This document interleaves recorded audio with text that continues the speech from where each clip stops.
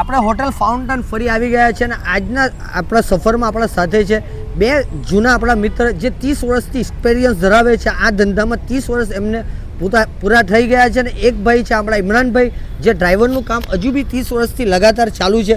તો ઇમરાનભાઈ તમારું ક્યાં રહેવાનું છે? મારે રહેવાનું મોસાલી ગામમાં રહેવાનું. તો જિલ્લો કયો લાગે તમારો? જિલ્લો સુરત જિલ્લો લાગે.